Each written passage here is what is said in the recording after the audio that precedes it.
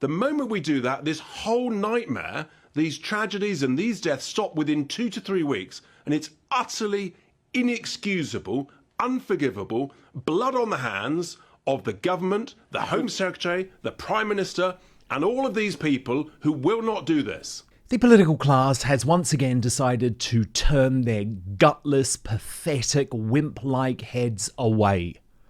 Yesterday, 12 migrants died attempting to illegally invade the UK via our southern border. Now, I declared this invasion a national emergency 3 years ago. 3 years. But still, the uni party does bugger all. There were 300 more arriving yesterday, a dozen arriving in Dover early this morning with more boats then launched, and 3,000 more waiting on the shore to board. There is no plan other than throwing open our borders and relocating these migrants, which include a significant number of rapists, drug dealers, cold-blooded murderers and terrorists who despise our way of life. Relocating them up and down the UK in your communities as part of Operation Scatter. So I couldn't believe that the only time immigration came up in the first PMQs of the new parliamentary year was via a captured Labour MP boasting about the end of the Bibby Stockholm barge, which allowed Two Tier Keir Starmer to embarrassingly boast about ending the Rwandan scheme, which has been the only viable deterrent to stop the boat. Mr. Speaker, I welcome the Home Office's decision to close the Bibby Stockholm barge in my constituency. We all know this barge is a gimmick. First, it arrived late. Second, it cost the taxpayer a fortune. Third, it was laden with fire and disease risks. And fourth, it likely contributed to the death of a 27-year-old asylum seeker on board. So can the Prime Minister reassure my constituents that this unworkable gimmick and similar unworkable gimmicks will be closed down as we clear up the mess from the party opposite? I thank my honourable friend for the question. Unlike the party opposite, we won't waste money on gimmicks. And that's why within days we ended the Rwanda scheme, we announced the launch of the Border Security Force, and we're preparing legislation to introduce counter-terrorism powers to tackle gangs. And in the first 2 months, we've removed more than 400 people on planes who had no right to be here. Compare that with the 4 volunteers sent to Rwanda that cost £700 million. This is a government of service, not a government of gimmicks. What a fool. What a waster. What a despicable man. He has no idea of the consequences of what he's damning our country to. Or actually, maybe he does. And it's all part of his plan. But the only politician who I have seen over the past 24 hours share the anger of the silenced majority on this issue is the Reform UK Deputy Leader Richard Tice, who unleashed on Starmer, accusing him of having blood on his hands.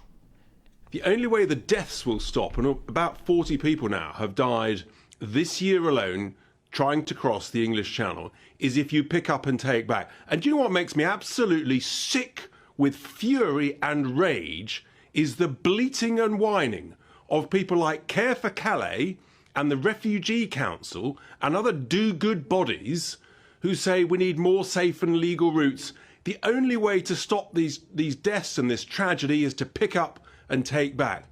And the British authorities have got to say, it ends. It stops now. We pick up and take back. And we know it works. We know it's legal because the Belgian authorities have done it.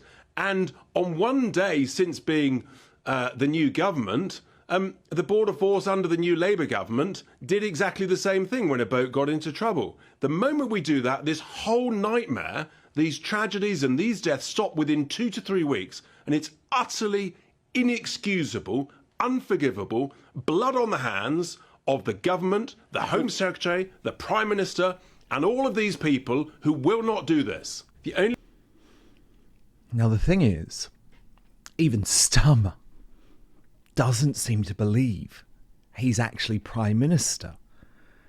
given he used the job title 3 times today to refer to Rishi Sunak. Serious issue, it requires serious consideration, and the Prime Minister knows the legal frameworks that have to be kept under review. It's the same test for all licences, as the Prime Minister knows, and I don't think the Prime Minister is really inviting me to put that to one side. We have to, the Leader of the Opposition. To be honest, if he continues this way, I actually think Starmer won't last his term. Because he has now made a clear decision to allow the invasion to continue. The French Interior Minister blamed the UK's loosely regulated job market for the continued flood of migrants leaving Calais. And he has a point. As our superstar panellist, Connor Tomlinson, pointed out, the French government has blamed the UK's Deliveroo economy for the deaths of 12 illegal immigrants crossing the English Channel on Tuesday. The UK Supreme Court ruled last year that Deliveroo drivers are self-employed, thus not subject to the same legal checks as salaried employees. Given the low pay of this gig economy work, these illegal migrants are net tax beneficiaries, using their income on disposable goods to the detriment of the working native population. Both the Labour and Conservative governments have allowed these crossings to continue, causing avoidable deaths and hemorrhaging public finances. This is a political choice. And my friends at the New Culture Forum added, 5 years ago, a French politician told the BBC that stopping illegal boat crossings was simple, make Britain less attractive than France. She singled out in particular Britain's black economy and said the UK needed to get tough on employers and landlords who employed and housed illegals. But there is no will from politicians to create any real change that will protect our borders. Their rhetoric about diversity being our greatest strength actually gets more delusional by the day, given the reality of the situation on the ground, illustrated perfectly here by failed London Mayor Sadiq Khan. But here's the really important point of my short remarks. Yes, we celebrate our diversity, and in Islam, we are a very, very diverse religion. But there are some people who think diversity is not a strength, it is a weakness. They think diversity shouldn't be celebrated, it should be denigrated. They try and pit Muslims versus Hindus. They try and pit those from London versus those from other parts of the country. They try and pit those who are older versus those who are younger. And as the general election approaches, they will try and make these culture wars bigger and bigger. And we've got to say no. We've got to say we're going to build bridges and we're not going to build walls. We've got to show them that Islam celebrates diversity and we celebrate our brothers and sisters, whether they're Muslims or they are non-Muslims. Islam celebrates diversity. Unless you happen to be a gay man or an empowered female. Now, I hope you realise by now that unlike deranged leftists like Carol Vorderman and Dr. Scholar, I will share and praise people who I strongly disagree with politically, if they make an important point. Even, by the way, if that point has been made on the worst podcast in British history, The News Agents. So please, trust me on this. Give me 1 minute and 22 seconds of your time to play you words of wisdom from, wait for it, the actor Michael Sheen, who has pointed out why the uni party of Labour and the Conservatives is failing us. We're seeing a sort of multi-party system trying to break out, come through the, like weeds through the concrete of the two-party system, But that, I think there is a frustration in terms of what the options are for voters in this country. And when people feel like the two parties, for all the differences there might be among them, it's essentially tinkering around the edges. And a desire for something more radical is clearly there, but the options are quite limited in where that desire can go. So we're seeing a lot of people quite scarily, and we've seen it in Germany yesterday as well, and seen it in America, I guess, in a different way. But that because our it's just not right. Things don't seem to work the way they should. Why are things the way they are? Why are some people getting so rich and yet we're being told there's no money for this and there's no money for that? Do you think Starmer's being too gloomy? I don't think he's going to change anything radically, and we need radical change. I think that's the problem. And whenever anyone comes anywhere near the levers of power who might make radical change, whether you agree with it or not, whether it's Corbyn or Truss or whatever, they're sort of, they're not allowed to do it. They're pushed out. So the system itself seems to resist radical change, and yet it seems to be crying out for radical change. We're seeing a sort of... Now, look, Sheen has a very different solution to me, but his diagnosis of the political problem there is correct. Because as I've said, the globalist blob forced both Boris Johnson and Liz Truss from power because they insisted on the status quo with wet weakling Sunak. These globalists do not believe in the nation state. They have no intention of stopping the boats or protecting our borders, which is why it increasingly feels like only a political revolution will save us from this invasion. To react to that, though, and all of the day's big stories, let me bring in the outsider.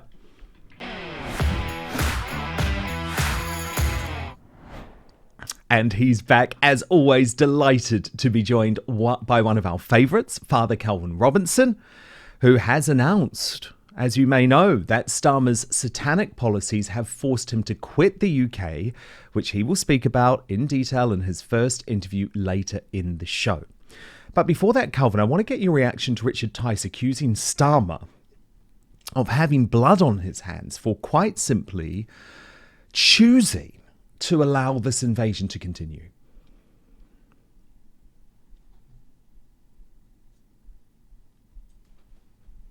Oh, sorry, Kelvin, we're just struggling to hear you, so we will try and get your sound on. Now we've got you, so start again, please, Kelvin. It absolutely is a choice. At the moment, Keir Starmer is choosing not to address one of the most important issues facing our country in modern times, this mass migration. Whether we're talking about legal or illegal immigration, there is mass migration to the UK. It's causing a hell of a lot of trouble for a lot of people. And instead of focusing on that, Keir Starmer and his party, what have we heard this week? The Culture Secretary said we need to address the tickets for Oasis. So many people are queuing for hours to get tickets, and the tickets were so expensive. Like, are you serious right now? People are being stabbed to death on what seems like a daily basis in our capital city. And we've got people not being able to afford healthcare, not being able to afford to live, to rent, or to buy a house. People cannot get into schools because they're full. All our resources are stretched. We've got more migrants coming over the channel every single day. We're seeing hundreds of people crossing over illegally. Yet you want to talk about ticket prices. But Kelvin, it's communist diversion. Of course it is. Communist diversion. Don't talk about the real problem. We want to control every element of our lives, including which concerts we're able to go see or not see. Let the market decide. If people want to queue for hours for an Oasis ticket, fantastic, let them. But Keir Starmer and his ministers should be addressing the boats crossing the channel. They should be addressing the mass legal migration, such as the universities pretty much giving visas away to Chinese students as an import policy rather than for an educational policy. They should be addressing all of these issues, as well as the rampant crime, especially knife crime, but instead it's distraction and it's control on their part of things that should not matter to them.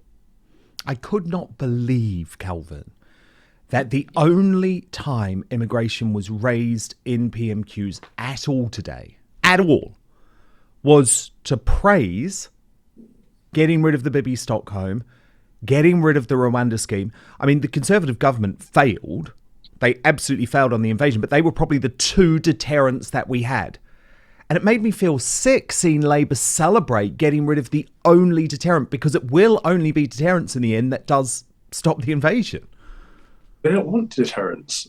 We saw last week the Spanish border police managed to stop a boat from crossing their border illegally by just riding over the boat. Now, I reshared this. I took a lot of heat for resharing this, and I wasn't making a judgment call either way. I was just saying it can be done. You can police your borders, but there has to be a threat of prosecution. Rather. There has to be a threat of violence. There has to be a threat to say you will not cross our borders illegally. Otherwise, our military will act. And that has to be the case. Otherwise, we will have an invitation. And that's what we have now, an open invitation. We got rid of all the deterrents. Well, I mean, the Labour government got rid of all the deterrents, the few that the Conservative Party were willing to put in place. And so without deterrents, you have an open border invitation. We need to have policies that say, no, the borders mean that we are a country. We are a sovereign country. And if you cross those borders illegally, you are entering illegally. Therefore, the first thing you're doing on our land is committing a crime. Therefore, you should be deported straight away. But it shouldn't get to that point. We should have actual, I mean, you know, I've been saying on your show for a long time that we should have gunboats. We should have ways to protect our sovereign Well, and as borders. Richard Tice says, we can have a turn-back policy. I have always advocated for a turn-back policy. There is a way to do it within the bounds of international law, just like Australia did, but there is no political will. Now, the other thing that is particularly disgusting about this government, Calvin, is that they are freeing up prison places for, no exaggeration, housewives, mums who maybe posted something inappropriate on X or Facebook, like Julie Sweeney, like Lucy Connolly, on the day of the Southport massacre. Places are having to be freed up in order to put in prison those folk who I now believe are political prisoners. I really do. But guys and girls, it's the best time of year because football is back. We're talking Premier League in the UK, in the US, it's NFL Sundays and college football Saturdays. And with that comes the glorious grind of fantasy football lineups. You know all about this. Your inner manager comes alive. You're setting the perfect fantasy roster, screaming at your TV, making last-minute waiver moves that either make you a hero or the guy everyone ridicules in the group chat. That's usually me. But listen, while you're over here making sure your fantasy team is dialed in, don't let your personal grooming become the guy that gets left on the bench. Because let's be honest, nobody wants to fumble their grooming routine. And that's where Manscaped's Performance Package 5.0 Ultra comes in, acting as your all-in-one grooming playbook.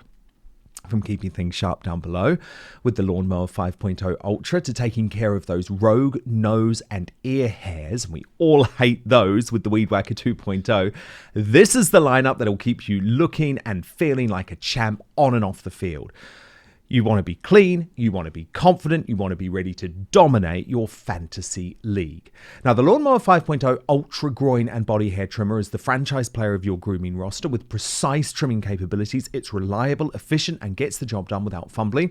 Whether it's for date night, a weekend tailgate, or just everyday grooming, this is the tool you want on your squad.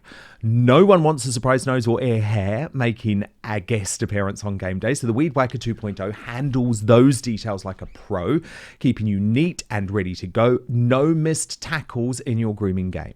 The Performance Package 5.0 Ultra doesn't stop at grooming essentials. It also comes with 2 free gifts. The Boxers 2.0 Midnight Bravo and the Shed 2.0 Toiletry Bag. Premium gear to ensure you're always ready for action, whether at home or on the road. So join the 10 million men worldwide who trust Manscaped and get ready for kickoff by heading right now to www.manscaped.com.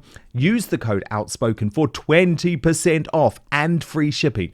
Trust me, you'll be drafting the real MVP of grooming this season. Genuinely, it's such a gentle product.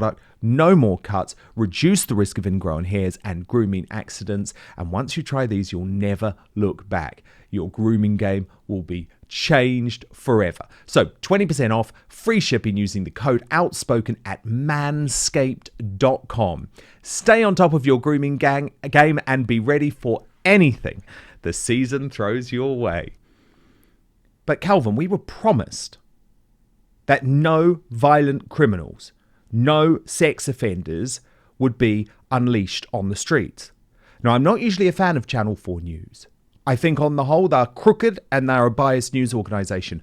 But like I said earlier, I will praise organisations I disagree with when they do something good.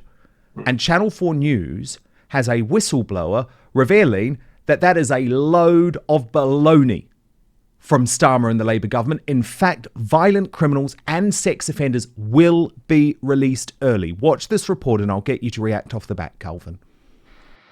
Obviously, we've put in place a framework to ensure that we don't release those who create the greatest risk. There will be exclusions. Sentences for sexual and serious violent offences will remain at 50%. Now, though, a whistleblower working inside the probation service has told this programme about what he sees as a loophole. And he says it means some people who were jailed for sex offences will be released from prison early under this scheme.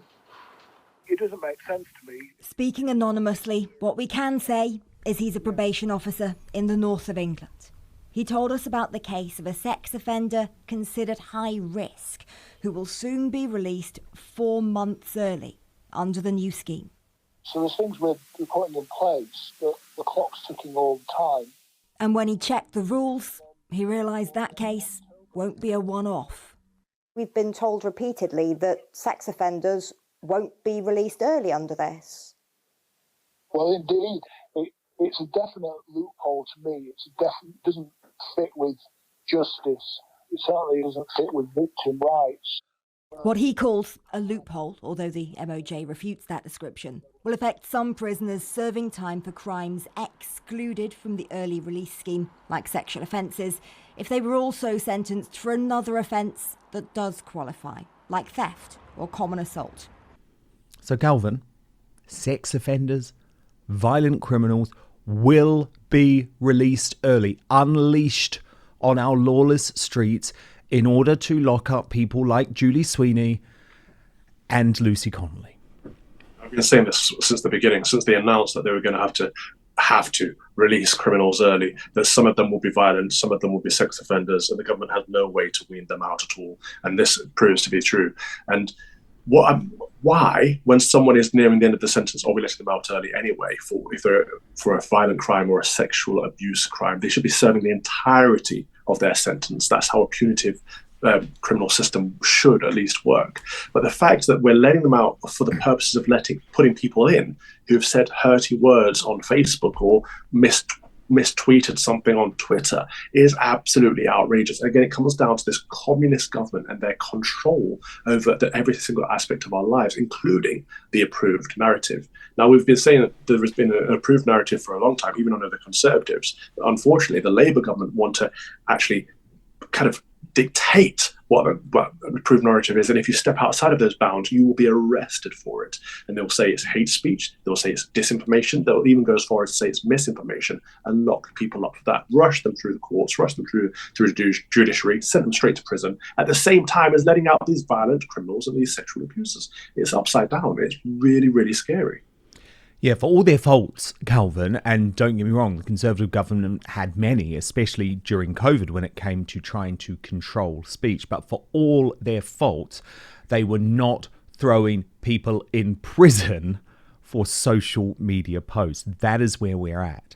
And if our prisons are full, why are we not building more prisons? Why are we not using the Bibby Stockholm as a prison? Why are we getting rid of all these options and letting violent and dangerous people out in order to lock up harmless people? I don't understand it, Dan. I really don't understand why, if the prisons are full, if there's only 700 places left in the entire country, why are we not prioritizing building a prison?